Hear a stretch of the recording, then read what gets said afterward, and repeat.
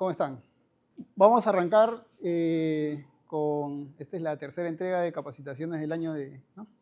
Jefes, gerentes, colaboradores en general. Tenemos varios invitados. Entonces, está bien. El tema, sinceramente, es muy importante para la empresa, por eso traté de que la mayoría de ustedes pues, pueda venir. Ahí ven el tema. Se llama Nos ponemos en los zapatos del cliente. Es algo que muchas veces he venido conversando con muchos de ustedes en algunas reuniones individuales que hemos tenido para trasladarle un poco de qué trata, cuál es el espíritu, que es parte de Métrica, cuál es nuestro propósito con respecto a los clientes. Y la idea de este conversatorio que vamos a tener, porque acá vamos a compartir ideas, vamos a separarla en dos etapas. En la primera etapa, de manera conjunta, vamos a comentar qué es lo que desde la perspectiva de cada uno, es lo que consideramos que un cliente espera de nosotros. Eso es un poco la primera etapa y luego pasaremos a una segunda etapa donde por lo menos vamos a revisar una herramienta que nos ayude a que lo que vimos en la primera se pueda cuantificar, ¿no? Que se pueda controlar. Entonces, es un poco el resumen de lo que vamos a vivir hoy como experiencia. Espero que todos ustedes pues, tengan la mayor apertura posible. De lo que se trata ahora es que me ayuden con las definiciones que vamos a ver, con las preguntas generales que vamos a hacer y con la experiencia que cada uno tiene y de lo que cada uno puede percibir que es lo que necesitamos para este título. Entonces voy a arrancar con una pregunta rápida como para ir rompiendo el hielo. A ver, voy a preguntarle de manera democrática a Jorge Vargas, porque está cerca al micrófono. Gracias, Jorge. Vamos a hacer... Cuando ves este título, ¿qué es lo que supones tú que es de lo que trata el conversatorio de hoy? O sea, ¿qué es lo que se te viene a la mente? Creo que se refiere a lo que el cliente espera de nosotros, ¿no? Y qué nivel o qué grado de satisfacción hay que llegar a cumplir, ¿no? Para que se pueda cumplir todas sus expectativas, ¿no? Y pueda sentir, ¿no? Que uno está de su lado, ¿no? Lo entiende y puede llegar a cumplir todos los objetivos, ¿no? Que tiene planificado. Perfecto. Pásale el micrófono a Juan Guardamino, que está cerca tuyo. Juan, cuéntanos, cuando ves este título y en función a los 9 años creo que tenemos juntos en Métrica, ¿qué es lo que percibes? ¿De qué va a tratar? Bueno, ya muchas veces seguro he hablado contigo, pero ya ¿qué intuyes de lo que puede tratar esto? Sí, es lo que comenta Jorge. El cliente en principio tiene un objetivo al cual quiere llegar con el apoyo de nosotros y a veces confía o no, confía en nosotros y también confía en otros profesionales y espera que entre todos lo ayudemos a sacar adelante, ¿no? Obviamente erramos, nos equivocamos, omitimos, pero la idea es que él sienta siempre que lo vamos a apoyar en lo que él crea en que le podemos darle lo que nosotros tenemos, ¿no? Como experiencia, como...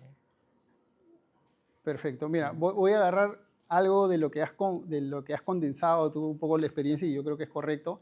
Me voy a quedar con esta palabrita que has dicho de Ramos, porque a ver, hay algo que siempre va a pasar en los proyectos y que en la mayoría de proyectos que está pues, engranado por muchas personas, somos personas, va a ocurrir que de alguna u otra manera se generen errores. Y no estoy hablando solamente de que puede ocurrir en el equipo Métrica, puede ocurrir en el equipo por parte del cliente, de los proyectistas, de los contratistas, de los subcontratistas, y así podemos seguir abarcando. ¿Qué es lo importante y cuál es el espíritu que siempre nosotros debemos llevar a enfrentar a estos probables errores o problemas que se nos puedan presentar? es que vayamos con el chip de vamos a ir a resolver la situación. Eso es importante y no es tan sencillo como se dice. O sea, no es tan sencillo como yo mismo lo digo. Yo trato de repetir esto cada vez que estoy en una reunión y me dicen, bueno, este es el problema y me lo presentan. Trato de repetir, ok, vamos a concentrarnos en la solución. Después veremos por qué se generó y todo el tema. Trato de repetirlo mucho, pero no es tan sencillo. Y estoy seguro que en algún punto, y porque somos humanos, a alguno de nosotros nos ha pasado de que, por más que sabemos que ese es el camino, lo primero que, no, pero yo no tengo nada que ver ahí. Ese día yo estaba de vacaciones. No, pero yo no tengo nada que ver ahí. Eso es asunto del proyectista. No, pero yo no tengo nada que ver ahí. El constructor es el que lo hizo.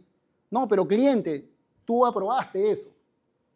Eso es natural, no está mal. O sea, como seres humanos, lo que siempre vamos a preservar es nuestra conservación, ¿no? Es nuestro instinto de supervivencia lo que hace y genera de alguna manera que primero tratemos de salirnos del peligro. Sin embargo, como les digo, lo que debemos procurar y en lo que debemos esforzarnos, y es parte de la filosofía de empresa, es parte del valor agregado que nosotros queremos dar a nuestros clientes como métrica, es ponernos en la otra vereda y ver, ya me voy a calmar, esta no es una situación de peligro para mí, voy a pensar en las soluciones y enfocarnos en las soluciones, ¿no? Entonces, siempre va a haber soluciones, pero las soluciones van a llegar a nosotros a medida de que nosotros tengamos foco en las soluciones, que también es otro tema que seguramente en el transcurrir de las horas vamos a conversar, pero nada, quería aprovechar lo que nos comentó Juan como para empezar a ahondar un poco por ahí en lo que significa pues, paramétrica la filosofía hacia el cliente. Ahora sí, empecemos por favor. Esto es un poco la presentación. Bueno, normalmente yo siempre estoy acá presentando a quien va a exponer, entonces ahora me voy a ayudar del PPT para que me presente. De acá lo que espero que rescaten es un poco la experiencia que he tenido básicamente es en proyectos hoteleros, bueno, la más importante en proyectos hoteleros, en edificios de oficina y en parques logísticos. Entonces, un poco mis ejemplos van a ir por ahí porque es donde algo puedo conocer. Dale, por favor, la siguiente. Como les comenté, nuestro propósito cuando arrancamos la empresa siempre fue, vamos a ver cómo generamos valor en el mercado, ¿no? En función a experiencias que quienes formamos la empresa vimos que faltaba un poco que las empresas de gestión, las empresas de supervisión se vayan poniendo un poco más en los zapatos del cliente, ¿no? Que no solamente se vuelva este servicio un commodity y que te digan, bueno, yo voy y reviso calidad y empiezo a firmar protocolos y te empiezo a entregar informes, sino ir un poco más allá. Y es en función a eso que les presento, bueno, ya muchos de ustedes lo conocen, nuestro propósito es ayudar a nuestros clientes a tener proyectos más exitosos. Y voy a enfatizar en eso porque para mí es importante que todos tengamos claro de que lo que necesitamos es que no solamente los proyectos sean exitosos, sino sean más exitosos. Lo vamos a ir desmenuzando conforme vayamos avanzando, pero de eso se trata. Dale, por favor. Acá necesito nuevamente la ayuda de ustedes. Ya hemos calentado un poco con respecto a esta pregunta y necesito que se genere una lluvia de ideas. Ahí ustedes ayúdenme, pueden comentar, pueden dar, si quieren, un verbo, pueden una palabra, lo que se le venga a la mente, pero sí voy a necesitar que todos ustedes van a ir pasando el micrófono y van a ir respondiendo esto. ¿Cuál es la expectativa del cliente? Si alguien quiere lanzarse a hablar 1 minuto, 2 minutos, 3 minutos, bienvenido sea. Si alguien quiere simplemente decir un verbo, lo dice. Pero acá lo que necesitamos es lo primero que venga a la mente de ustedes y que lo vayan transmitiendo. Nuevamente arrancamos, si quieres por acá. Bueno, Paul, Ya. ¿cuál es la expectativa del cliente? ¿Cuál consideras tú que es la expectativa del cliente? ¿Qué tal? Buenas tardes con todos. Bueno, yo considero que lo principal que el cliente quiere, sea un cliente que conozca o no conozca acerca del tema de construcción o no, es justamente el tema del acompañamiento, ¿no? Ya que el acompañamiento, muy aparte de la confianza que se pueda tener al profesional, va a ayudarles sobre todo a tener respaldo, ¿no? Por si acaso, un ejemplo, ¿no? Yo siendo cliente, quiero construir mi nave industrial, pero sin embargo desconozco de tal vez los lineamientos que yo requiera, un mejoramiento de terreno, el tipo de cimentación, el tipo de cobertura. Y yo necesito a alguien que me guíe y me acompañe antes, durante y después del proceso, porque no solamente es el tema de la planificación, ejecución, control, sino también darle seguimiento al tema de operación también, ¿no? Y sentir, o bueno, como mencionaron en el eslogan, hacer que los proyectos sean más eficientes, ¿no? Brindarle justamente al cliente no solamente dejarlo a mitad de camino una vez terminado el servicio, se concluyó, ¿no? Sino tratar de brindarle ese servicio de mejora y un servicio más personalizado también, yo considero, ¿no? Justamente a lo que aboca o lo que desea lograr. Perfecto. Gracias. A Jenner, pásale a Jenner mientras se va despertando, Oscar. Dale, Hola Jenner. Pedro, ¿qué tal? Buenas tardes. A ver, bajo mi experiencia, yo creo que el cliente espera de nosotros, como dices tú, no ser más que una empresa que le ayuda a controlar la calidad, no el plazo, el costo, sino que seamos un aliado estratégico con ellos para estar alineados con sus objetivos, ¿no? Con lo que desean para sus proyectos.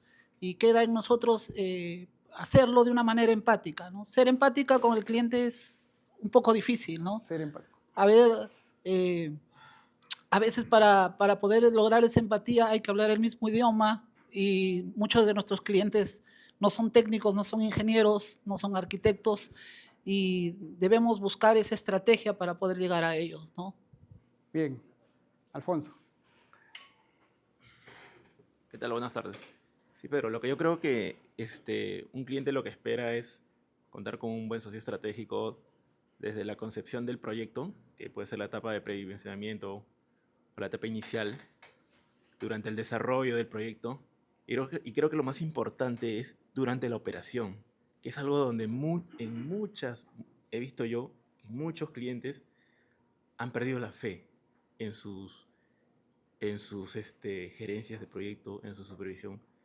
Me he dado cuenta que en la etapa de operación es donde vienen más problemas. Entonces, tenemos que enfocarnos también en la etapa de operación. En la etapa de operación, sí. Ya. Sí, de verdad que un postventa o una atención de emergencia, de verdad que lo es todo, de verdad. Ya, perfecto. Muchísimas gracias. Con Carlos. ¿Qué tal? Buenas tardes con todos. Bueno, algo que siempre muchos clientes repiten y es por qué tener una gerencia o una supervisión es porque ellos necesitan, o me lo han dicho, ¿no? O sea, yo necesito abocarme al negocio que es la inversión inmobiliaria, el desarrollo de proyectos y necesito que ustedes tomen la rienda pues de la construcción, ¿no? Porque muchas veces, como estamos diciendo, no son expertos o especialistas en los procesos constructivos. Entonces, es algo así como que toma mi gran problema y espero que tú lo resuelvas. Lógicamente, llámame cuando tienes algo en particular, ¿no? Pero déjame avanzar con lo mío, ¿no? Claro, espera que seamos resolutivos. Así en todo es. caso. Dale. Pedro. Buenas tardes con todos. Yo pienso que la expectativa del cliente es que nosotros como supervisión hagamos nuestras sus necesidades y de esa manera poder garantizar con respecto a nuestra experiencia técnica los cumplimientos, los requisitos, ¿no? Normativos, estándares de calidad, desde el diseño, la operación y la postventa, como dijeron muchos. Entonces, la idea es generar esos lazos de confianza para poder trabajar a lo largo del tiempo y no solamente para un proyecto, sino los que vengan en adelante. Me voy a quedar con tu frase, que hagamos nuestras sus necesidades y también generar lazos de confianza. Dale, César. ¿Qué tal? Buenas tardes.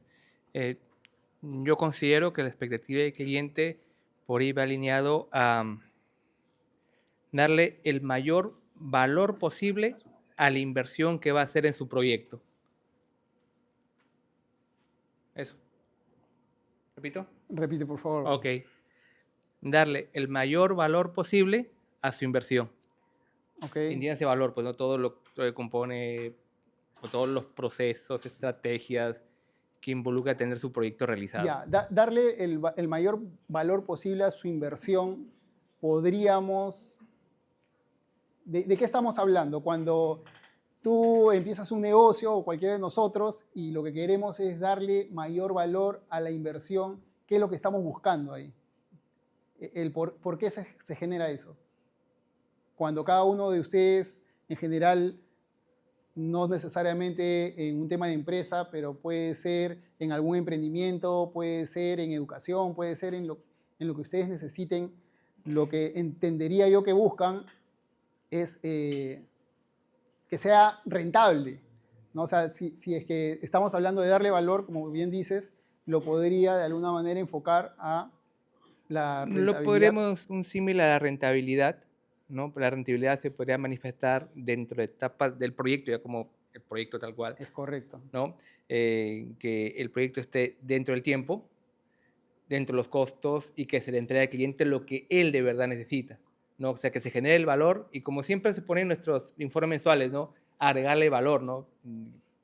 Y ahí el cliente, inclusive nosotros, podemos identificar ese valor añadido que le podemos brindar a nuestro servicio, ¿no? Y alineado a todo lo que mis compañeros van aportando hasta el momento. Perfecto. ¿No? Eso. Gracias. Carlos. Buenas tardes. Bueno, creo yo que lo que la expectativa del cliente tiene con la supervisión es básicamente poder tener un equipo lo suficientemente experimentado para poderle delegar las funciones netamente de obra para que ellos puedan enfocarse en poder generar la rentabilidad de sus proyectos. Un equipo con experiencia, entonces, es lo que... Un equipo con la suficiente experiencia para que ellos puedan, digamos, tener la suficiente confianza y saber que la obra está o el proyecto está en buenas manos, ¿no? Por favor. Cuéntame, Oscar. Creo que la perspectiva del cliente, o como creo que ellos piensan, es que el que está a cargo del proyecto pueda pensar fuera de la caja y ver desde su perspectiva cómo se debería desarrollar y llegar finalmente a resolución de conflictos bajo la confianza, o sea, ganar la confianza del cliente. Creo que es súper clave para poder ser empático con ellos, ¿no? Perfecto. Me voy a quedar con pensar fuera de la caja y generar confianza. Y voy a aprovechar, de paso ahí va pensando un poco la respuesta, pero voy a aprovechar en lo que dice Oscar, que es pensar fuera de la caja.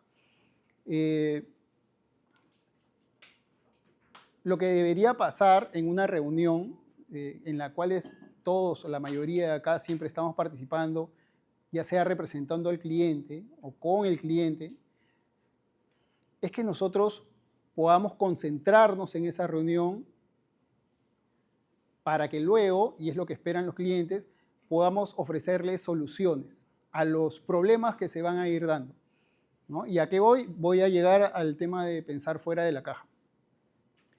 Sí es muy necesario que, si es que estamos y participamos en una reunión, tengamos enfoque,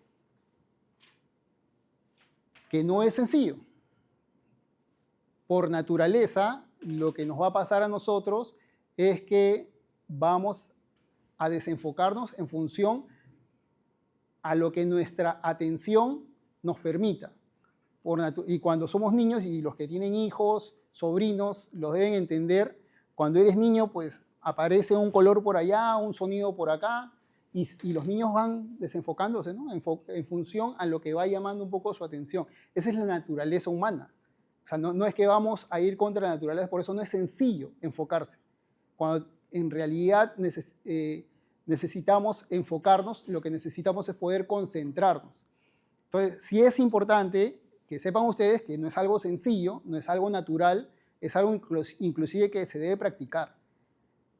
Y lo veo yo y lo vivo en las reuniones.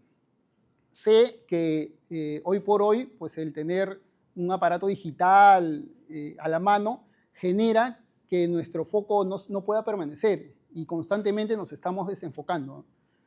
Ya sea, así sean pocos segundos, ocurre eso.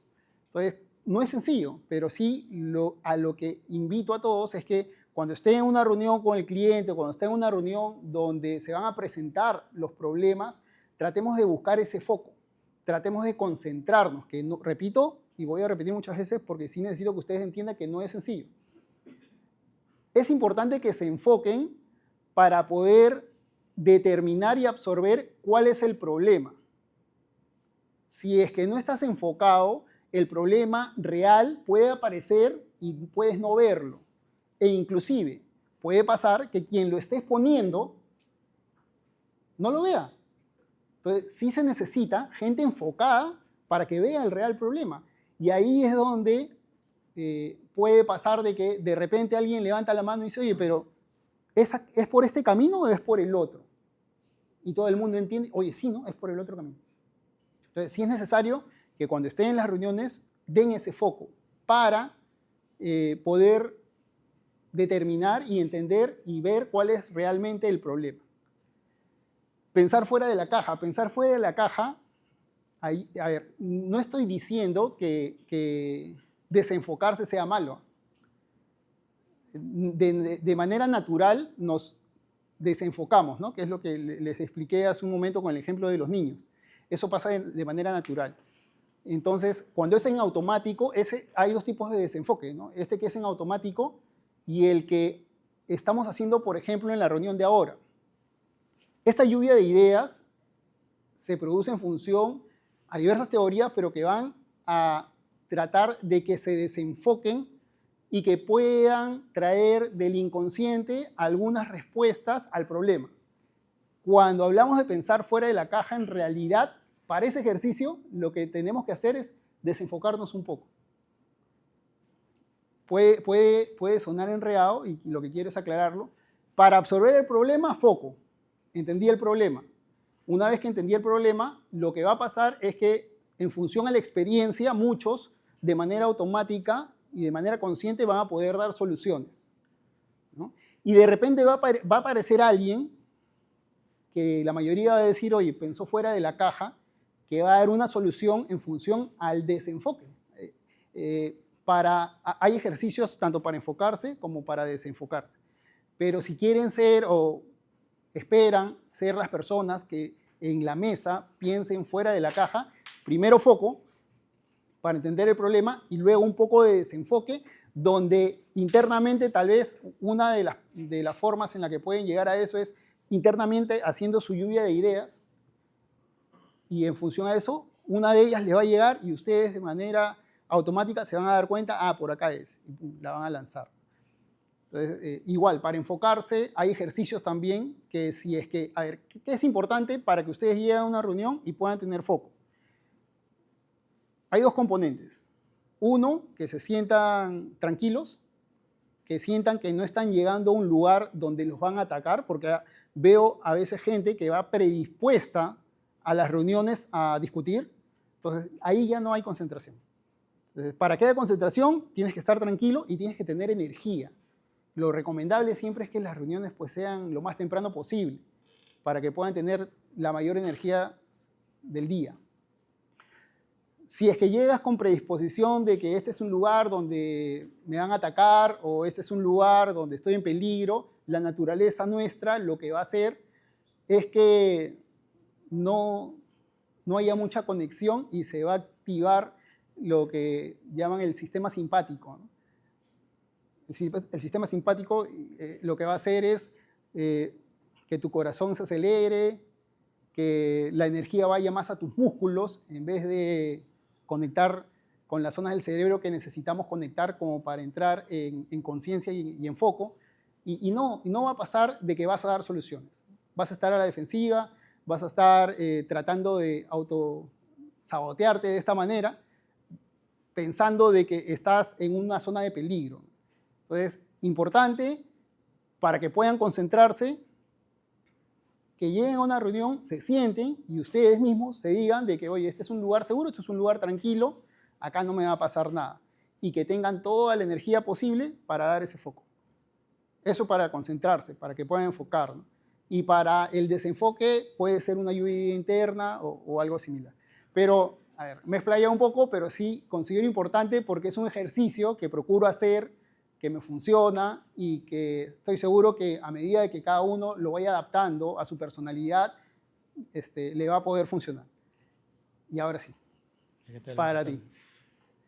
Yo ¿Cuál es creería el- que la expectativa del cliente es más allá de de asegurarle el tema de la calidad es analizar un poco el tema de los problemas que puedan surgir y orientarlo, ¿no? Para hacerle, digamos, la vida un poco más fácil.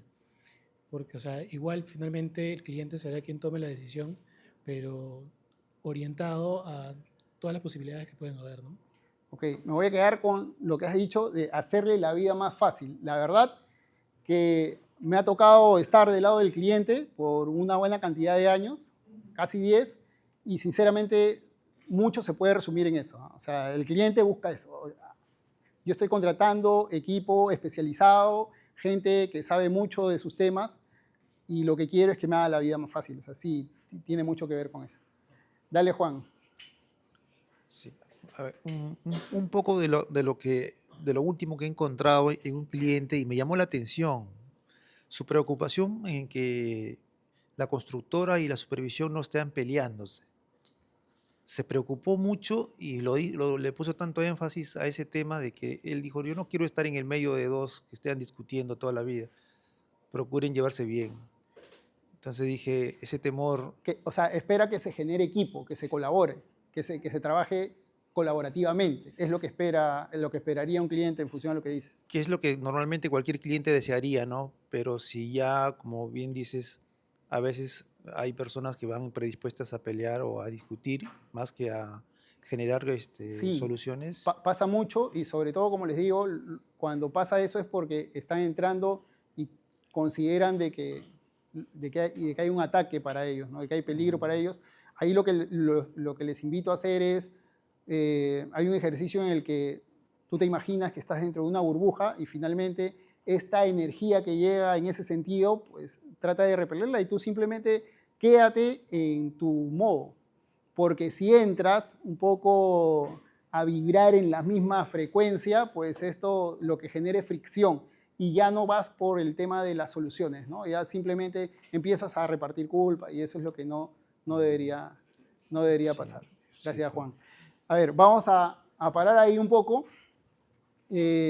Vamos a ver, agranda un poquito, por favor, para poder ir viendo lo que nos han comentado. ¿Cuál es la expectativa del cliente? Hemos hablado, bueno, acompañamiento y seguimiento, aliado estratégico y ser empático, enfoque en la etapa de operación, resolutivos, confianza y hacer nuestras sus necesidades, rentabilidad del proyecto, un equipo con experiencia, pensar fuera de la caja y generar confianza, hacerle la vida más fácil al cliente y trabajar colaborativamente. Ok. Sí, todo eso en realidad forma parte de lo que esperaría un cliente, ¿no? Y inclusive podríamos tener diferentes herramientas para poder ir midiendo cada una de estas cosas. Y es correcto. Sí necesito que de algunas de las que tenemos acá, por lo menos algunas palabras o definiciones nos queden totalmente claras. Y por eso vamos a presentar la definición de algunas de las que hemos visto. Siguiente, por favor. Bueno, cliente, ¿no? Cuando hablamos cliente, es necesario que todos lo tengamos claro, es la empresa a la cual prestamos los servicios de métrica y puede estar representada por una persona o por un grupo de personas. Eso yo creo que todos lo tenemos claro, ya está aterrizado. Cliente. Empatía, que ustedes también lo nombraron, es la capacidad de identificarse con los sentimientos de otra persona. Sentimiento es el estado afectivo del ánimo.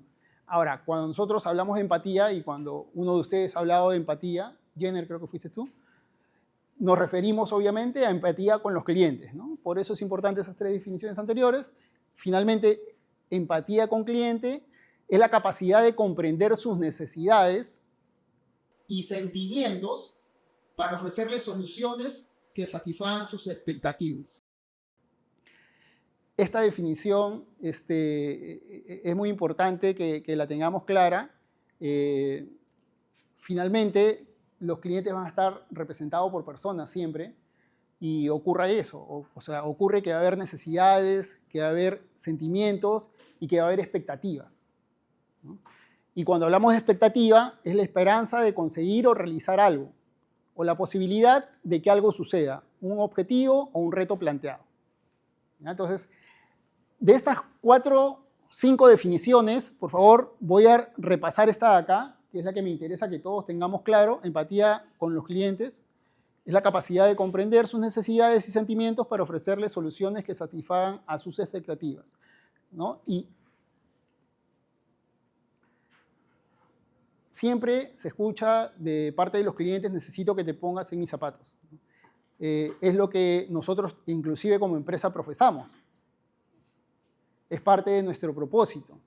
Es el por qué vimos en el mercado una oportunidad para que aparezca una empresa más. No es tan sencillo ser empático. Por ejemplo, yo creo que si les lanzo un sentimiento y les digo, no sé, estuve muy asombrado cuando conocí la Torre Eiffel. Para que ustedes puedan ser empáticos, bueno, hay diferentes niveles. El primero es que entiendan de lo que estamos conversando, de lo que yo les estoy diciendo, en general como concepto. Yo creo que todos conocemos, hemos visto de alguna manera la Torre Eiffel, ¿no? Entonces me siento, no sé, entusiasmado por ver la Torre Eiffel, por ejemplo. Alguno en algún momento se ha entusiasmado por algo y yo creo que puede entenderlo. Y la segunda etapa es que ese sentimiento ustedes también lo hayan vivido. Y la tercera es que sabiendo que no son ustedes, se puedan colocar, que es lo que vimos acá, un poco en la perspectiva de la persona, ¿no? Pero siempre teniendo en cuenta que no les está sucediendo a ustedes. Entonces, para recorrer por estas 3 etapas en la empatía, hay algo importante. O sea, si es que yo les hubiera dicho, me sentí muy emocionado cuando, no sé, a ver, cuando conocí una de las principales torres de Asia, y tal vez le ponemos un nombre en específico a la torre, una en específica, ustedes no necesariamente, no sé, ya, la perla de Asia, la torre que es la perla de Asia, ok, no va a ser fácil que ustedes me entiendan, van a entender lo que es la emoción, sí, me sentí emocionado, okay. Pero si nadie ha visto antes esta torre, no va a entender por qué la emoción, ¿verdad? La empatía, para poder ser empático, es importante entender a la otra persona. Entonces, cuando hablamos del cliente, y es un poco ya parte de la segunda etapa de esta reunión, y cuando hablamos de poder entender a la otra persona, necesitamos saber qué es lo que mueve al cliente. ¿Qué es lo que hace que el cliente se preocupe más o se preocupe menos? Que es parte de lo que inclusive en la lluvia de ideas, podemos retroceder una, por favor, también se conversó, ¿no? Y por ahí alguien dijo, bueno, hablamos de rentabilidad. Hablamos también enfoque en la etapa de operación, por ejemplo, ¿no? Entonces son cosas que mueve al cliente, que no necesariamente nosotros, que hacemos gestión durante la obra, que hacemos supervisión durante la obra, estamos viviendo o estamos entendiendo. O sea, sí, alguno de ustedes dijo, creo que fuiste tú, César, importante llegar al costo objetivo, ¿no? Importante llegar al plazo, dijiste. Sí, sí es importante, pero ¿es lo único que mueve al cliente? ¿Cómo miden al cliente? O sea, ¿cómo miden al representante del cliente? ¿Cómo consideran ustedes? Y ahí sí voy a necesitar nuevamente el micrófono. A ver, ¿dónde nos habíamos quedado? A ver, ¿quién fue el último que llegó? Ya, Irving. Hola, ¿qué tal? Buenas tardes Irving, con todos. ¿cómo estás? Irving, ¿cómo crees tú que miden al cliente? Bueno, por la experiencia que he tenido en las reuniones y bueno, con la contrata y con netamente el cliente, ve mucho el tema de lo que los costos. Tratamos de un poquito de optimizar, tratamos de que un presupuesto establecido quede ahí, y ese es lo que el cliente he notado es que quiere que esa inversión se mantenga, ¿no? No quiere generar, bueno, en este caso adicionales o adendas aparte. Es lo que noto eso bastante con la reunión del cliente y también el tema de la calidad, ¿no? El producto final, ¿no? Que cumpla con todos bueno, los estándares, las normas y con el funcionamiento final, ¿no? Con la operatividad del producto que ellos bueno, han generado. Ok. Pásalo a tu costado izquierdo, por favor. ¿Cómo consideras que miden al cliente? ¿Que el cliente nos mide a nosotros? No. Que el cliente lo mide. Al cliente, claro. O sea, alguien contrató, ese cliente es una persona, finalmente esta empresa lo contrató y lo tiene que medir. Entonces, ¿cómo considerarías tú que miden al cliente? Más allá de las respuestas lógicas, ¿no? De que está cumpliendo en el tiempo, con calidad o en los costos, es que el tipo de soluciones que da, porque no todas soluciones, hay soluciones mejores que otras. Entonces, en ciertos casos las soluciones se alinean más a los estándares o a los intereses que se tienen.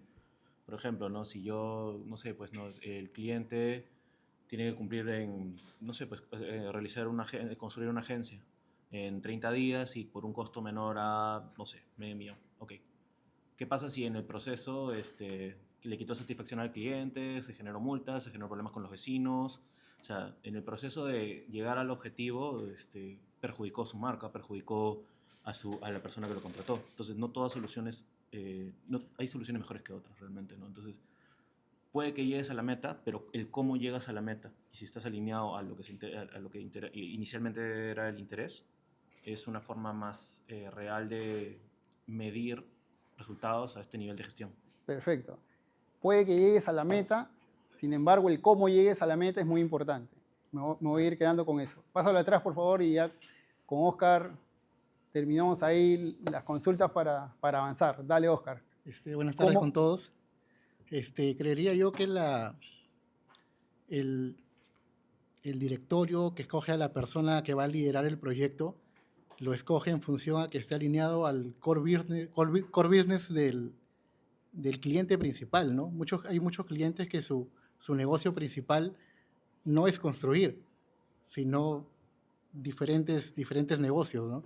Entonces, la medición creo yo que va por ahí y tienen a la gerencia o a la supervisión para que sea su aliado en la toma de decisiones oportunas que lleven a cumplir esa meta.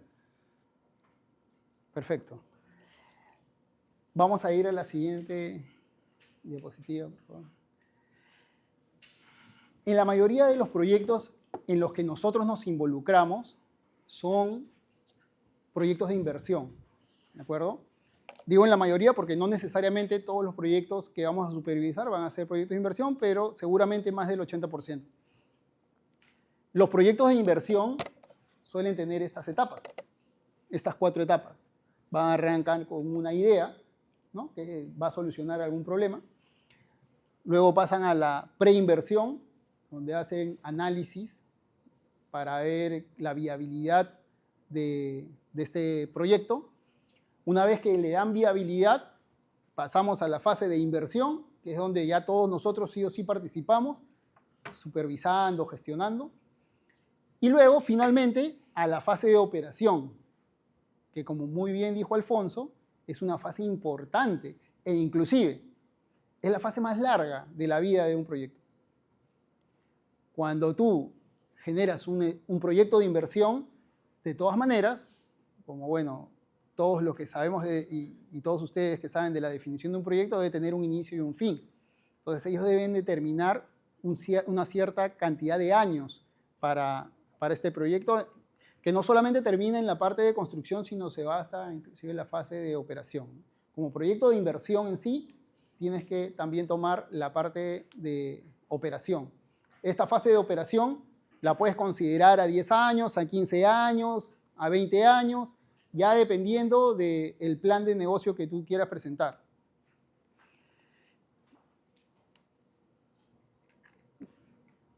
Vamos a revisar ahora algo que es un común denominador en estas 4 etapas de un proyecto de inversión. Hay muchas más herramientas para poder medir un proyecto de inversión. Sin embargo, hay algo que es un común denominador en las 4. Dale.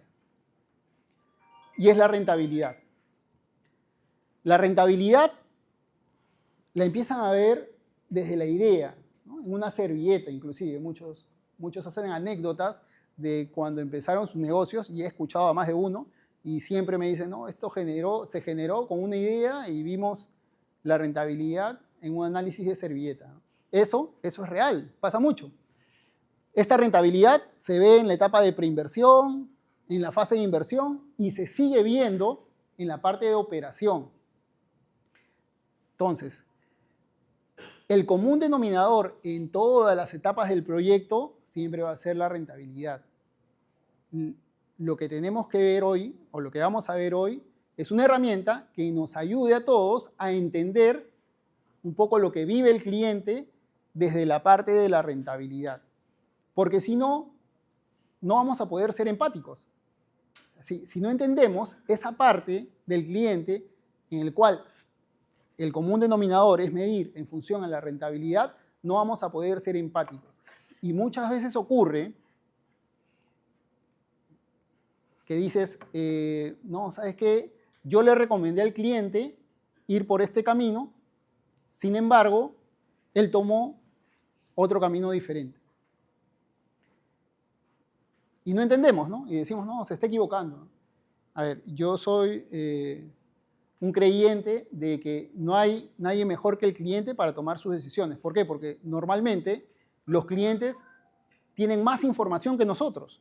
Nosotros vamos a darles recomendaciones en función a lo que conocemos, que normalmente es la parte técnica. Pero no conocemos más allá de la fase de inversión, inclusive. A veces no tenemos idea a cuántos años está proyectado la etapa de inversión del cliente. La mayoría de veces no tenemos idea a cuántos años está proyectado.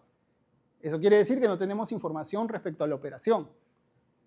Y es porque eso lo manejan de manera interna. Y aquí ocurre de que muchas veces decimos, no, yo le recomendé esto al cliente, pero bueno, un poco necio y se fue por el otro camino, ya, y él verá que en realidad no necesariamente es así. A veces el cliente tiene más información que nosotros y por eso él tiene que tomar decisiones y a veces le toca irse por otro camino. Eso lo vamos a entender una vez que tengamos o podamos todos reconocer una herramienta para la parte de rentabilidad, ¿no? Y lo que vamos a ver es una herramienta que se maneja en general para muchos tipos de proyectos. Vamos a hacer luego en la segunda parte un ejemplo específico, ¿no? Igual de la manera más didáctica posible. Y lo que, bueno, un poco para ver estas definiciones también, no las voy a leer, un poco para que las tengan presente. Vamos a ir por estas definiciones. La siguiente, por favor. Y esto es lo que vamos a revisar. El ejercicio del flujo de caja del business case. En este caso va a ser un proyecto, ejemplo, de edificio de oficinas. Entonces, en esta segunda parte, lo que vamos a ver es revisar de qué trata, qué es lo que contiene, por qué vamos a empezar a entender por qué a veces el cliente toma diferentes decisiones a las técnicas, qué es lo que más puede valorar el cliente. Y como pueden ver, esto es un primer vistazo, luego vamos a ir al detalle y al Excel.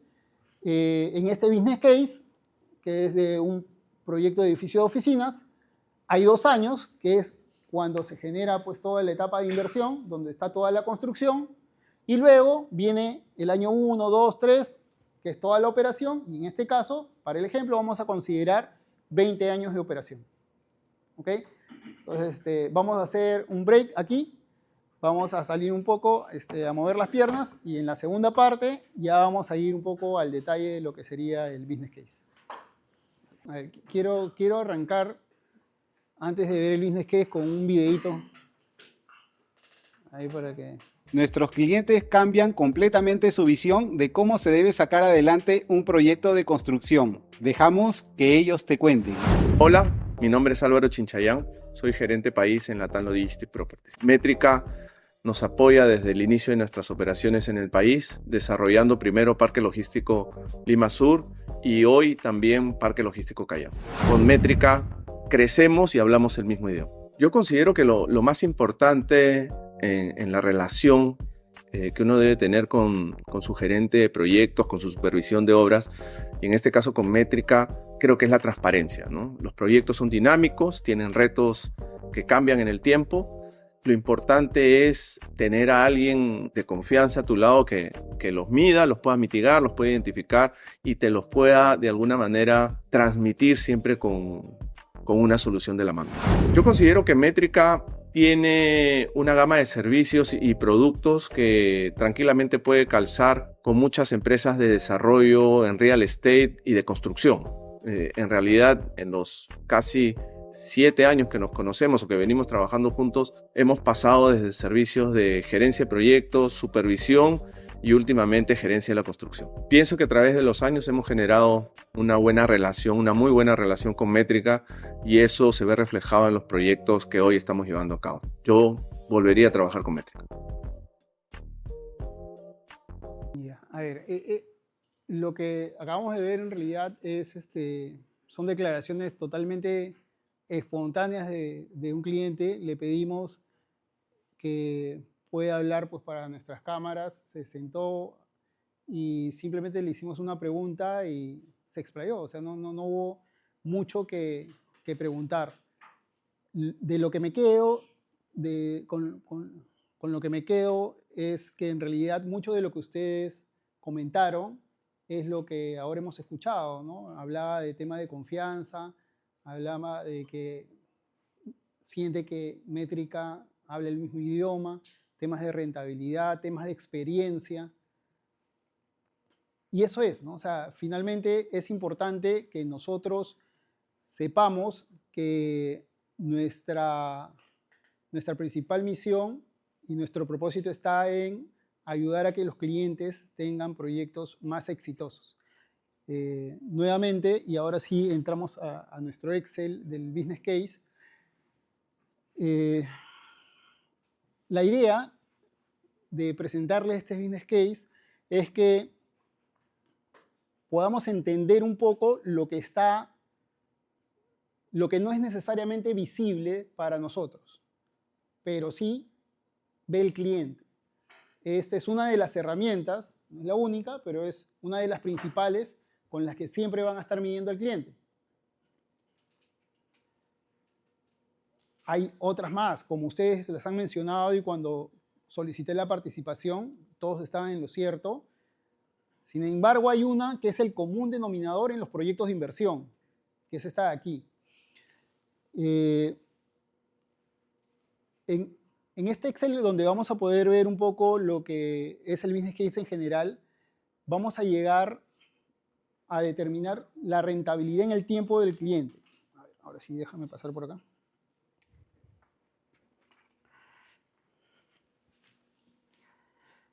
Se ve, sí se llega a ver el mouse, ya, ok.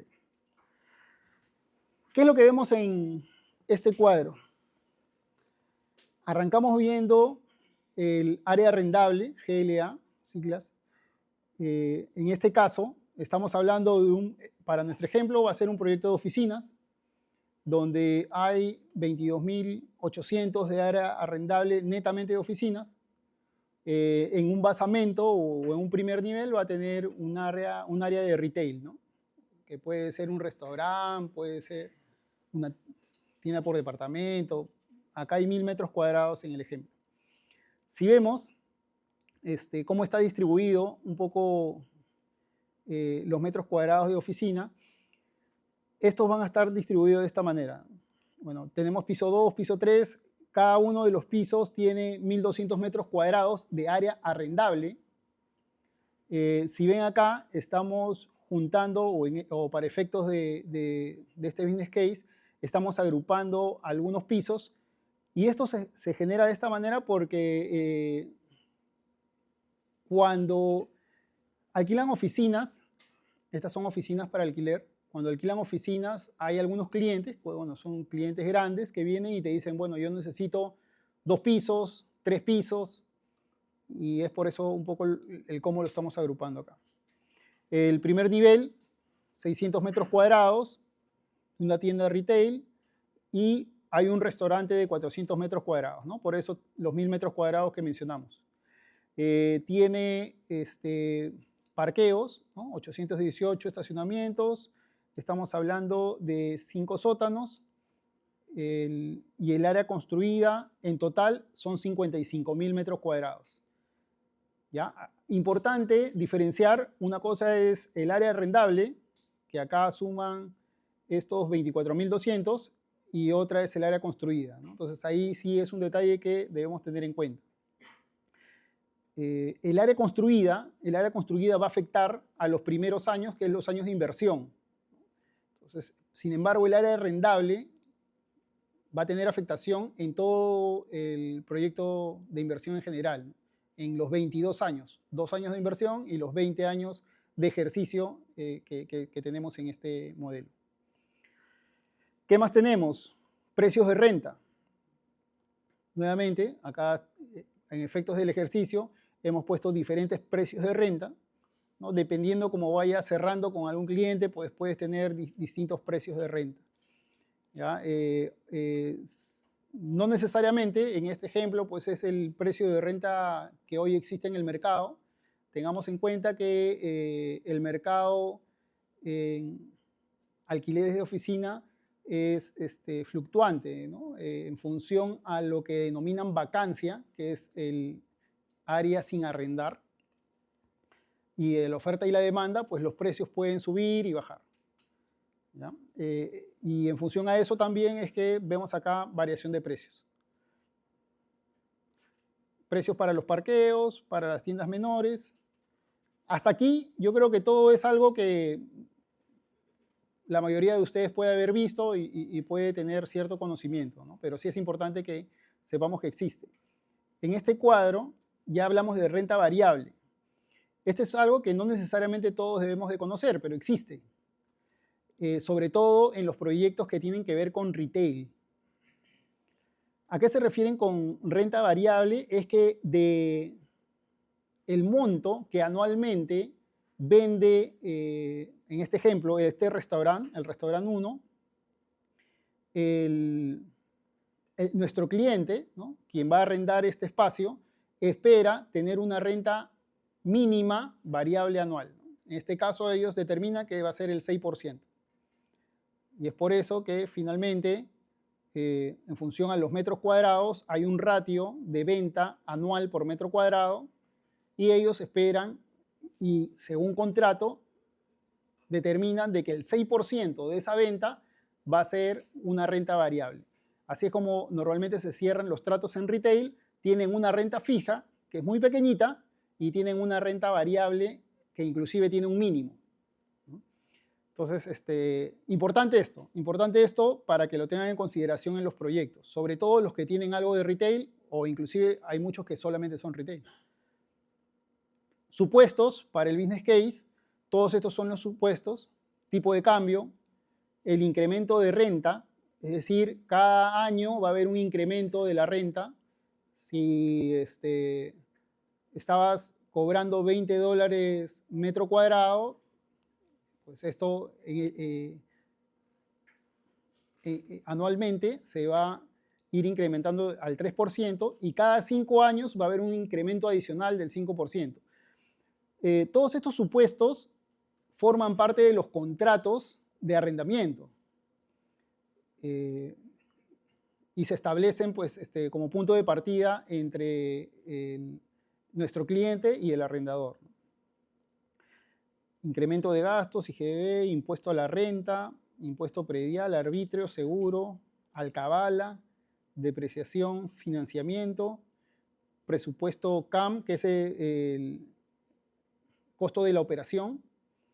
En este caso, 11.3 soles por metro cuadrado de área arrendable, ¿no? El CAPEX, que es la inversión que van a tener que hacer para mantener el edificio e ir renovándolo. 15% del ingreso anual cada 5 años, ¿no? Eso es lo que en este ejercicio estamos determinando. Meses por año, 12. Rentas por año, 12. Inversión de desarrollo en el año 1, 45%. Como vimos en el PPT, acá hay 2 años de obra y lo que se estima es que en el primer año se invierta pues, el 45% y la diferencia iría al segundo año. El cap rate del valor de rescate, que es lo que el cliente espera recuperar una vez que se cierren los 20 años y ellos en este supuesto lo que hacen es, pasados esos 20 años, yo voy a vender este activo, voy a vender este negocio. Y esto es, ellos van por el 10% sobre el NOI, que es el margen operativo en el año 22. ¿No? Entonces ellos lo que determinan es que en función a eso van a sacar cuál es el monto en el que ellos esperan venderlo. Esto se tiene que determinar desde el inicio porque forma parte del flujo de caja y luego del análisis de la tasa de interés de retorno. Vacancia, que es un poco lo que les comentaba, ¿no? La vacancia es el espacio no alquilado, los metros cuadrados no alquilados, las áreas no alquiladas. En el año 1 ocurre de que, la vacancia es un concepto importante y que necesito que todos lo tengamos claro.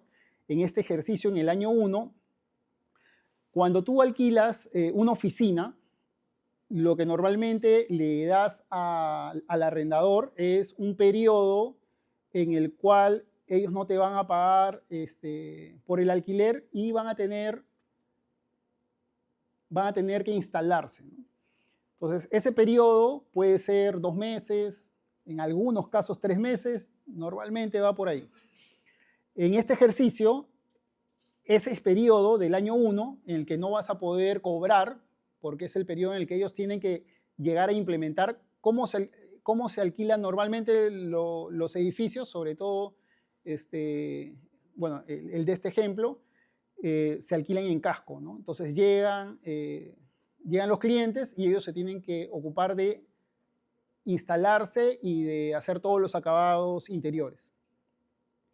Por eso le da 2 meses de gracia y eso es lo que está determinando esta vacancia. Si vemos acá, en este ejemplo, el 10 de 12 meses vas a poder alquilar, quiere decir que hay 2 en los que no puedes alquilar, que los tienes libres, te da el 83% del periodo, lo cual te manda a un 16.6% de vacancia, ¿no? Que es lo que tenemos acá. Entonces, luego vamos a revisar este concepto, pero bueno. Financiamiento, normalmente hay un financiamiento, ¿no? He visto a pocos clientes que con su propia inversión desarrollan todo un negocio, ¿no? Entonces, en este caso, el ratio de financiamiento es el 60%. Este ratio es lo que ellos van a financiar respecto al monto total de la inversión. Y esto les da este número, ¿no? Tasa de interés que ellos prevén, los periodos, y bueno, de ahí van a salir las cuotas, ¿no? Inversión, ya, aquí, bueno, es algo que todos conocemos. Esta parte sí la vemos. Mucho de lo que hemos conversado, de lo que les he mostrado en la parte anterior, no necesariamente lo sabemos. En este caso, a veces sabemos y a veces no el costo del terreno. ¿Cuánto es el metro cuadrado de terreno, ¿no? Para efectos de este proyecto, podríamos considerar que es un edificio de oficinas, no sé, en Miraflores, en San Isidro, en Surco, en la parte financiera tal vez, y el costo de metro cuadrado del área de terreno es $4,000. El impuesto que vas a pagar por la compra y los gastos notariales, ¿no? Por la misma, ¿no? Todo eso tienes que evaluar dentro del costo de inversión. Luego tienes el desarrollo, ¿no? La construcción y los indirectos, ¿no? Acá no estamos asumiendo que no hay demolición, ya es todo un terreno eriazo, ya no. Es un proyecto, hay que pagar por el proyecto, ¿no? Todo lo que son diseños, licencia, estudios, gerencia y supervisión, gerencia interna, porque muchas veces pues, el cliente, debido a la magnitud del proyecto, tiene que tener un equipo interno, ¿no? El tipo de cambio y algunos gastos administrativos y legales. Todo eso es parte de la inversión. Y luego ya viene la parte más interesante, que es el flujo de caja. Aquí ya hemos determinado de que todo esto iba a 20 años. No vamos a ir al detalle, pero la parte importante de esto es finalmente la tasa de interés de retorno. La tasa de interés de retorno, como les comenté, finalmente lo que el cliente espera tener como retorno una vez de traer toda la inversión y el flujo de caja del futuro a tiempo presente.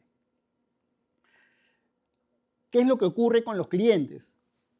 Los clientes normalmente lo que hacen es, en función a la inversión, ellos tienen una TIR meta, ¿no? Es decir, por ejemplo, te dicen mi costo de oportunidad es 12%, entonces cualquier inversión en la que yo voy a poner pues, parte de mi patrimonio o cash, tiene que superar ese costo de oportunidad, tiene que superar mi TIR meta, ¿no? El 12%. Para efectos de este ejercicio hemos llegado al 12.1, finalmente cumple con esas características, ¿ya? Entonces, siempre que un cliente toma decisiones, va a llegar al análisis de que si esta decisión afecta o no afecta mi TIR meta, ¿no? O afecta o no afecta la TIR de mi proyecto. Si este análisis no lo hace el gerente de proyecto asignado, lo hará el gerente de infraestructura. Si no lo hace el gerente de infraestructura, lo hará el gerente de finanzas. De todas maneras, lo tiene que hacer el gerente de finanzas. Y a quien siempre van a evaluar en función a la TIR va a ser al gerente general. Entonces, las decisiones que nosotros tomemos en cada uno de los proyectos se tienen que de alguna manera cruzar con esto de acá, con la TIR.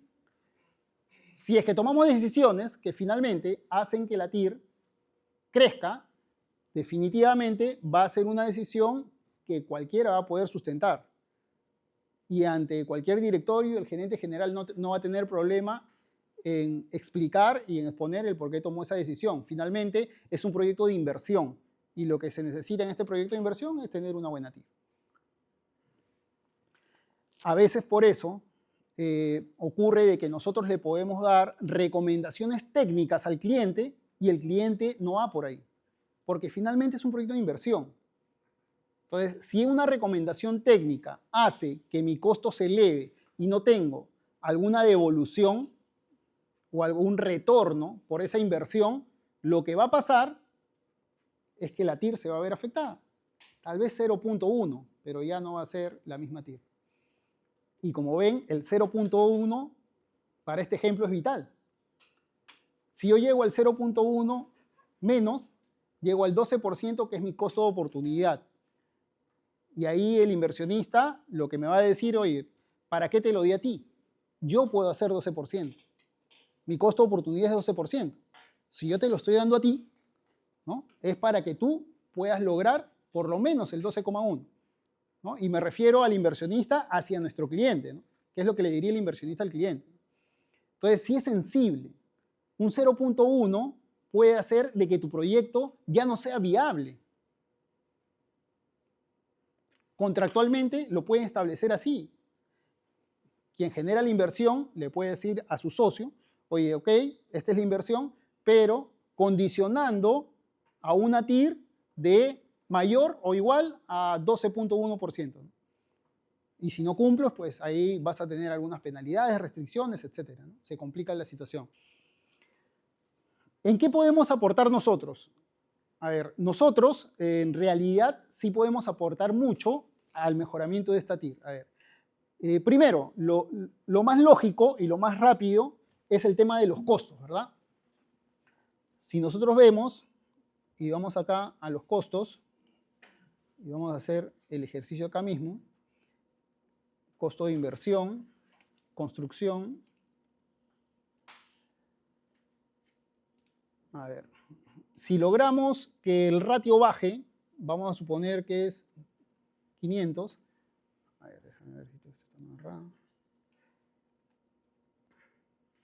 Bueno, ya exageré un poquito, pero mire.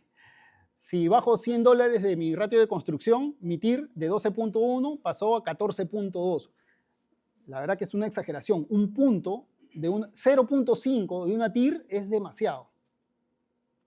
¿Ya? Entonces, pero lo que necesito es que se den cuenta de lo importante y cómo afecta esto a la TIR. Vamos a hacer, a ver, $650 metro cuadrado. De 691 a $650 metro cuadrado. Bajándole $41 metro cuadrado. 12.6, ya subió 0.5. Es algo realista, es algo que se puede lograr, es algo que un equipo haciendo ingeniería de valor puede conseguir. Entonces, es importante saber que, oye, sí, si yo logro optimizaciones en el costo, voy a lograr mejoras en la TIR de todas maneras. Ya, pero eso es lo más lógico, ¿no? Si mejoro el costo, mejora mi TIR. Yo creo que eso está sencillo de entender. ¿Qué otras formas tendríamos de mejorar la TIR? Como pueden ver acá, en el flujo de caja, tenemos hacia abajo lo que son ingresos, que están los costos, donde está el costo de mantenimiento anual, costo anual de mantenimiento. Entonces, como bien dijo Alfonso, es importante el tema de la operación. Entonces, a veces nosotros podemos recomendarle al cliente, oye, mira, vas a cambiar esta iluminación y yo te sugiero de que en vez de comprar esta, compres una que es LED. Y inclusive tiene sensor de movimiento. Ok, finalmente el cliente lo que va a hacer es tratar de eso, llevarlo o cuantificarlo, ¿no? La inversión tal vez le genera que suba su ratio de costo de construcción en $1. Pero finalmente, ese es el costo. ¿Cómo es el retorno? Si es que inviertes en mayor tecnología, lo que esperaría el cliente es que durante la operación, que no es poco, son 20 años, puedas tener un retorno. ¿Y eso qué quiere decir? Que vas a consumir menos energía y por ende vas a pagar una facturación menor del consumo de energía. Entonces, el cliente va a hacer ese análisis en su business case y ahí va a ver y va a determinar, oye, sí, finalmente voy a invertir un poco más en el producto, pero durante la operación mi consumo debería bajar, por ende voy a tener menos gasto. Hace ese ejercicio y después de ese ejercicio él va a determinar, ¿me conviene o no me conviene invertir? Tal vez muchos de nosotros decimos, oye, de todas maneras te debe convenir, pero no necesariamente es así. Pero es parte del análisis, la operación. ¿Qué más es parte del análisis? Como ven aquí, tenemos el tema de las rentas. Entonces, y yo creo que, a ver, vamos acá al ejemplo. Otra forma de mejorar la TIR es en función a las ventas. Esto de acá es un ejemplo de un piso de modelo de un edificio de oficinas. Todo lo que está achurado, todo lo que está de rojo achurado, toda esta parte achurada es el área arrendable. Todo lo que no está achurado no lo arriendas, vendría a ser área común. ¿Ya? O sea, los 1.200 metros cuadrados que estamos cobrando están en el área achurada. ¿Cuál es otra forma de poder mejorar la TIR? Con más metros cuadrados arrendables, ¿verdad? Es decir, si por ejemplo nosotros le recomendamos al cliente y le decimos, mira cliente, como este piso lo vas a alquilar completo, o por lo menos una buena cantidad de pisos lo vas a alquilar completo, ¿qué te parece si tu mampara, en vez de que esté aquí, la ponemos por acá? ¿No? y generas este espacio para que sea el hall de acceso a las oficinas, etc. De ahí pueden salir muchos cuestionamientos técnicos que va a depender de nosotros cómo vamos levantando, ¿no? Este es un ejemplo, no se compliquen acá. Claro, alguno me puede decir, sí, pero estás frustrando ahí el tema del ingreso a las escaleras de emergencia. Oye, pero las escaleras de emergencia se miden desde el punto más lejano de la operación. O sea, está dentro igual del circuito. No, pero ¿qué pasa si alguien se queda acá afuera? Bueno, pues colocarás sensores y en el momento que se activa una alarma, abrirás estas puertas. O sea, siempre va a haber una forma de resolver.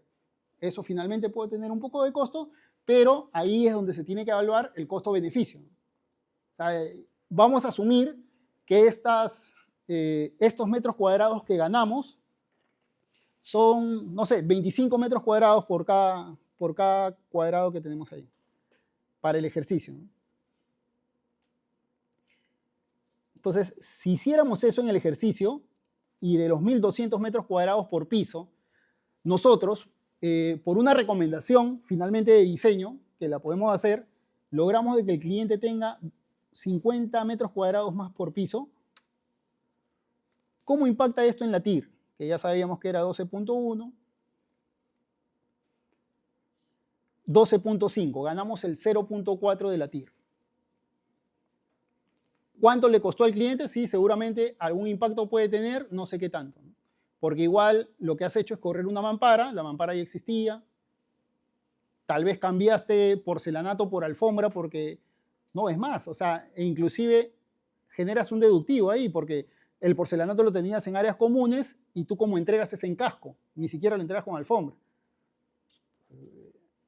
Es un ejemplo, ¿no? Es un ejemplo y es un ejemplo de la vida real que me ha sucedido. Entonces, que en función a recomendaciones hemos logrado que eso pase con el cliente. Es más, les cuento una mejor anécdota.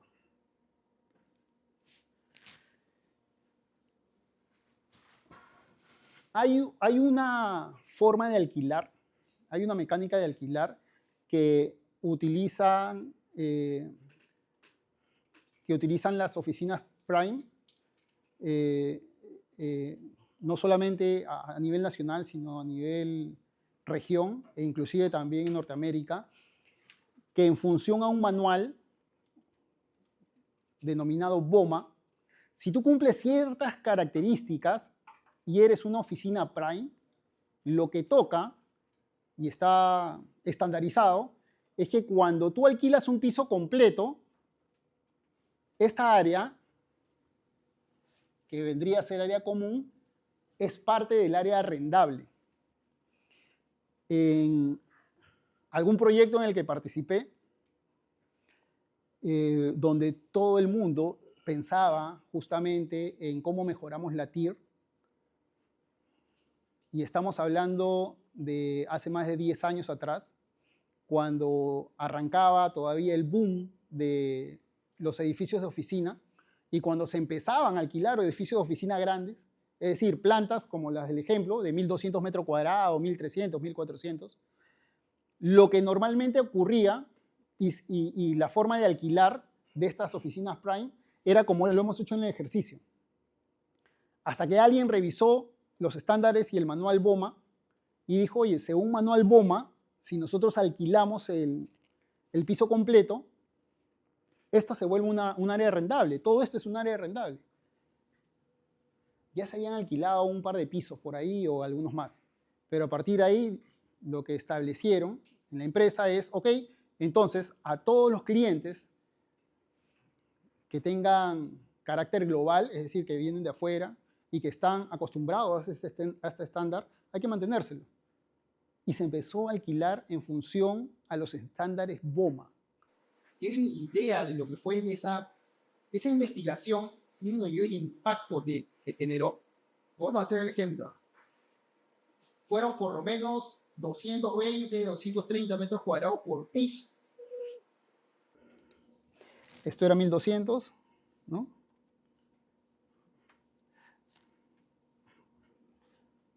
Vamos a ponerle 220, 1.420. ¿Cómo mueve la aguja una TIR? Con esa cantidad de metros cuadrados. Del 12.1 pasó al 13.8. Sinceramente, no es que se generó desde el inicio, hubieron alguno que otro locatario que no se pudo concretar de esa manera, pero esto es un ejemplo, ¿no? Para que ustedes vean cómo estas ideas, y si tenemos a la gente pensando en cómo agrego valor, se puede generar valor de verdad. O sea, no solamente nos centremos en el costo. Eso es lo que normalmente pasa y está bien. Veamos lo del costo. Pero hay más por agregar valor. Finalmente, quien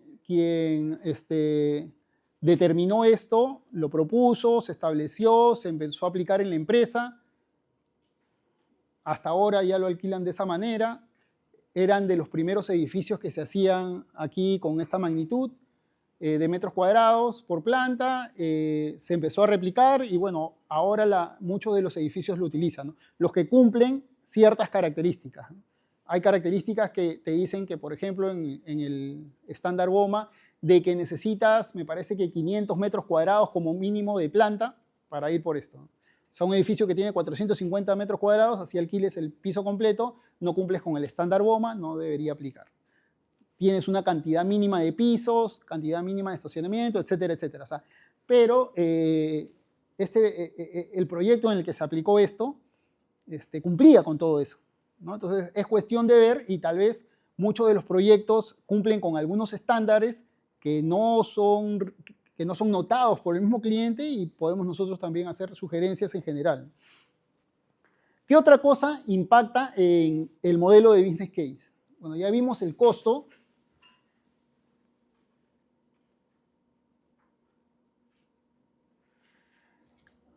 Ya vimos el costo, ya vimos la operación, ya vimos la venta, que es la mayor cantidad de metros cuadrados. Pero hay otra cosa que también impacta en el business case, ¿no? Ya sea a favor, ya sea en contra, que es el tiempo, ¿verdad? Lo que normalmente nos pide el cliente es, por favor, acaba mi proyecto en tiempo. Viendo el business case, ya a todos nos debe quedar más claro de por qué esto impacta en el tiempo. O sea, por qué esto impacta en la TIR. Los clientes tienen un tiempo determinado para la fase de inversión, que es donde se genera la construcción. Después de eso, se tiene que vender. En este caso, se tiene que alquilar. Si es que tú empiezas a consumir tiempo de aquí, lo que vas a tener es mayor cantidad de vacancia. Acá, para este ejemplo, se había considerado 16.6% de vacancia. ¿Por qué? Porque dábamos 2 meses de periodo de gracia para que se instalen las oficinas, ¿no? Los locatarios. Pero ¿qué pasa si es que empiezas a demorarte en el proyecto?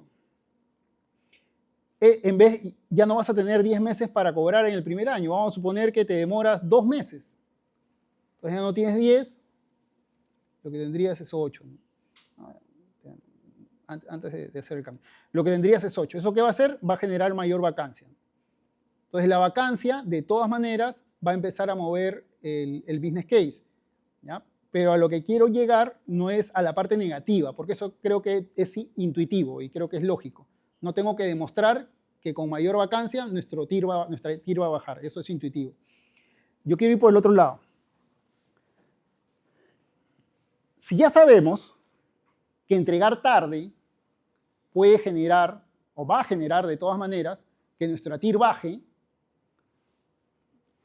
lógica simple, si entregamos antes, de alguna manera podemos hacer que nuestra TIR suba. Claro, y esto es en otro ejemplo que les comento y en otra experiencia de un edificio de oficinas también. Teníamos una fecha, 2 años, ¿no? Ya vamos a poner 2 años para entregar. Sin embargo, en coordinación con los locatarios, porque en este edificio ya se había alquilado el 100% de los metros cuadrados, lo que conversamos con los locatarios y le dijimos, mira, según contrato, lo que establece es que yo te entrego el área y a partir de ahí tú tienes 2 meses para poder implementar, ¿correcto? Sí, ya, ok. También lo que se establece es que tú vas a tener un acceso directo, no vas a tener mucha interferencia, etcétera, etcétera. ¿Qué te parece si en vez de darte 2 meses, yo te doy 2 meses y medio? Perfecto, ¿no? Ok, mejor, ¿verdad? Sí, sí, mucho mejor. Ya, ok, perfecto. Sin embargo, estos 2 meses y medio ya no van a correr desde que yo termine toda la estructura o toda la obra, sino van a empezar a correr antes. ¿Hay algún inconveniente para ti? Bueno, mientras los accesos que me has ofrecido se mantengan, ¿ok? Yo te voy a dar un ascensor específicamente para ti, para que puedas implementar. Perfecto. Voy a tener llave, vas a tener llave, van a estar las mamparas y tú vas a poder implementar. Yo voy a demorar porque voy a estar terminando áreas de servicio, algunas pruebas de equipos, etcétera, etcétera, levantando observaciones. Ok, no hay problema. Y llegamos a ese acuerdo. Finalmente, los locatarios entraron en el año, no terminando el año -2, sino 3 meses antes inclusive. Entonces, ¿eso qué originó? Que en el año 1, cuando arrancó el año 1, ellos ya habían corrido con sus meses de instalación, con el periodo que le damos libre, ¿no? Sin cobro. Y desde el año 1, nosotros conseguimos la licencia de funcionamiento de áreas comunes, se la entregamos y ellos sacaron rápidamente su licencia de funcionamiento porque ya tenían todo implementado, tenían nuestra licencia de funcionamiento y empezó a correr el cobro, que es lo que establecía el contrato. Entonces, ¿qué se logró con eso? Se logró de que esta vacancia sea 0.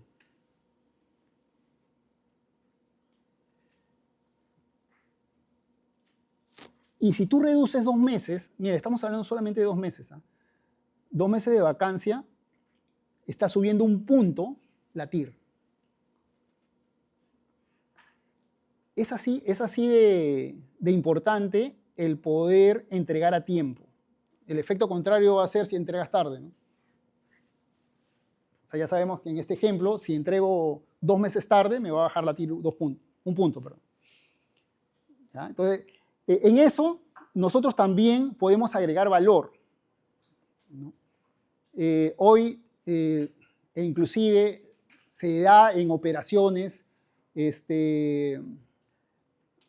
bueno, tenemos un cliente en el cual el cliente ha hecho algunas mejoras en su proyecto, en el interior de su proyecto. Esta es una nave de almacenes, un centro de distribución, y va a implementar robótica dentro de su nave, ¿no? Entonces, eso significa algunas variaciones al proyecto, tener más tomas para conectar energía, otro tipo de losa, etc. Tal vez si es que lo vemos del lado técnico, podemos decir, oye, pero ¿qué contraposición de este cliente? Porque me dice que acabe a tiempo, sin embargo, me está cambiando un poco las reglas del juego y me está cambiando el diseño. Entonces, podemos no entenderlo. Hoy, yo creo que conociendo la TIR, va a estar más claro para todos y yo estoy seguro que ese cliente lo que ha hecho es revisar definitivamente la inversión que ha hecho en tema de robótica, si es que eso demora un poco su plazo de inicio, la inversión que ha hecho en cambiar las losas versus su costo de operación, que puede ser tranquilamente a 20 años, ¿no? Y ese análisis está generando que su TIR mejore, estoy seguro.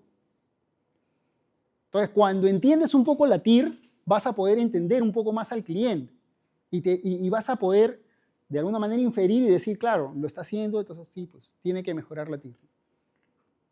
Entonces, es importante por eso y por eso necesitaba que todos nosotros sepamos de que existe esta herramienta, veamos cómo algunas características, algunos cambios pueden generar pues, que esta herramienta nos ayude a tomar decisiones y podamos ponernos cada vez mejor y más en los zapatos del cliente.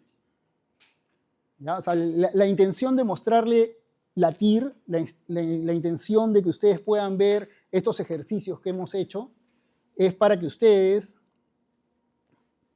puedan tener más claro cómo estas recomendaciones afectan positivamente a un proyecto de inversión. ¿Sí? No sé si hasta ahí alguno de ustedes tiene alguna pregunta, alguna duda, lo que necesiten preguntar, por favor, este es el momento. Pero la herramienta financiera, si bien cierto lo llevas, esta herramienta financiera, si bien cierto lo llevas a un proyecto global, un proyecto de inversión, creo que también a nivel micro, por ejemplo, hicimos un caso de rentabilidad de cambio de equipo de aire acondicionado planteados por el proyectista, pero planteamos, creo que fue en Alep, si no me equivoco, lo vimos contigo.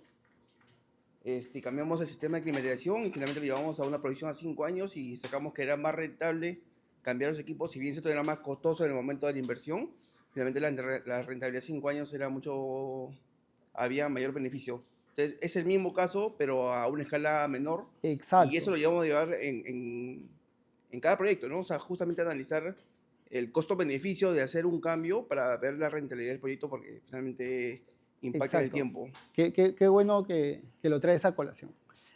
Sí, o sea, este análisis de flujo de caja que al final hemos arrancado por todo el business case, hemos llegado al flujo de caja, hemos llegado a la TIR.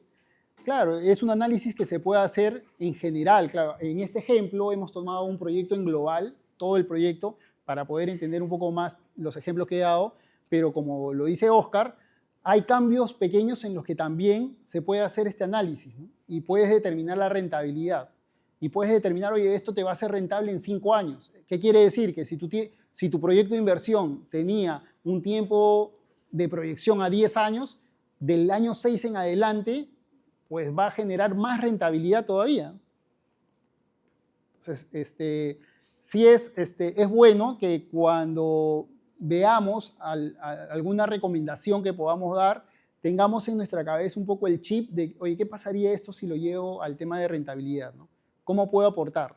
Y si es que se lo llegamos a presentar al cliente de esa manera, pues definitivamente la respuesta va a ser vamos, ¿no? O sea, el cliente que tú le digas, oye, vamos a tomar estas decisiones, ¿y cómo me afecta? ¿Te afecta que tu TIR mejora en X puntos? Te va a decir, vamos. O sea, se los comento un poco en función a la experiencia, ¿no? Ha habido muchas decisiones durante los proyectos en los que me ha tocado sentarme y decirle al cliente, oye, yo te recomiendo esto, pero considero que va a mejorar tu TIR en tanto por ciento, ¿no? Revísalo. Ya, ok, sí, tienes razón, ya vamos. Y vamos generando algunos cambios, algunas variaciones. ¿Alguna otra pregunta? ¿O otro comentario? O sea, creo que es importante pensar que no solamente se hace ingeniería de valor en la etapa de diseño. En algunos casos, hace poco, en un proyecto nos tocó recibir un diseño y licitarlo, ¿no? Y en ese momento nos dimos cuenta de que el proyectista había orientado de alguna manera el diseño a una de las marcas top, por ejemplo, de detección y alarma del mercado. Entonces, cuando te das cuenta de esas cosas y le dices al cliente, oye, ojo, esto está por encima, y logramos hacer que se haga el cambio, se ahorró como 100.000 soles, ¿no? En uno de los sistemas, ¿no? Por ejemplo, ¿no? Y eso te ayuda justamente a bajar a mejorar la TIR, su rentabilidad, ¿no? Entonces, creo que es importante no solo pensar de que esto puede ser en el diseño, puede ser incluso en la misma licitación. Lógicamente, en la obra tal vez el ahorro ya sea menor, pero hay que abocarse y enfocarse en lograr estos ahorros, ¿no? Para el cliente. Así es. Y nuevamente voy a revisar, y por eso se los mencionaba. Y ahora creo que puede encontrarse un poco más de sentido. Nosotros tenemos como propósito ayudar a nuestros clientes a tener proyectos más exitosos. Y en ese más está todo este valor agregado que podemos darle, que finalmente se tiene que ver pues, reflejada en una mejor TIR. Entonces, eso significa el más exitosos. No sé si alguien tiene algún otro comentario.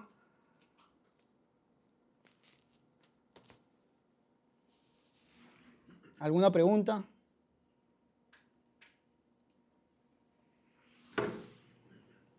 ¿Está claro? Muy bien, señores. gracias por haber venido, gracias por su participación, gracias por su atención, gracias por dar foco al conversatorio de hoy. Y bueno, finalmente, como les comenté, la idea es que se lleven conocimiento de una herramienta con la que al cliente siempre en interno lo van a medir, que es la rentabilidad, y eso pues trasladado al business case que hemos revisado, ¿no? Entonces ya en función a eso yo creo que puede ayudar a que cada uno de nosotros sea más empático con el cliente, ¿no? Que es lo que le decía en el ejemplo de que me pueden imaginar, no sé, pues tal vez, o no me pueden imaginar dentro de, parado al costado de la Torre Eiffel, ¿no? O sea, ¿no? Es más fácil, creo, poder imaginarme eso cuando conoces la Torre Eiffel, ¿no? Nuestra Torre Eiffel acá es el business case, ¿no? O en el otro ejemplo que le decía sobre la Perla del Oriente, ¿no? O sea, si yo les digo, imagínense ahora parado al costado de la Perla del Oriente, creo que es más complicado de que me imaginen parado al costado de la Torre Eiffel, ¿no? Entonces, ¿cómo pedimos ser empáticos si no conocemos, no sé, la Torre del Oriente, la Perla del Oriente? Entonces, nuestra perla es este business case, ¿no? Entonces, ya lo conocemos. En función a eso, veamos de ser más empáticos con el cliente, veamos de agregarle valor al cliente, entendamos que muchas de sus decisiones van a ir en función a ello y no necesariamente a lo técnico, y también muchas de nuestras recomendaciones tratemos de enfocarla por ese lado, ¿no? Bueno, muchas gracias por su atención. Espero pues, que haya servido este conversatorio. Sus intervenciones han sido muy acertadas y muy buenas. Y bueno, los esperamos ya el próximo mes en una siguiente charla. Estamos grabando, quiero aprovechar y comentarles algo que me mencionó Renzo, me estaba olvidando. Estamos grabando esta sesión y la vamos a compartir en lo interno de la empresa. La idea es que la mayoría pueda entender un poco de qué trata el business case, de qué trata ser empático con el cliente, de qué trata hacer que los proyectos del cliente sean más exitosos. Y en general, si es que alguno de ustedes quiere profundizar un poco más, no hay problema. Esto lo vamos a colgar también en YouTube. Le voy a pedir que tenemos un canal en YouTube. Entonces, tienen que, por favor, entrar al canal, van a suscribirse al canal y ahí en un comentario le piden a Renzo el business case en Excel que les acabo de mostrar, o inclusive la presentación, y Renzo les va a responder y les va a enviar toda la información que ustedes requieren. ¿Ya? Entonces, y eso aplica para los que estén en métrica y para los que no estén en métrica y finalmente necesiten esa información. Lo que siempre nosotros decimos es que la información está para compartirla, para difundirla y para mejorarla, ¿no? Entonces, eso es todo por hoy. Y bueno, lo dejo ahí con la Perla del Oriente para que ya puedan imaginarme al costado. Y si ven acá. Gracias.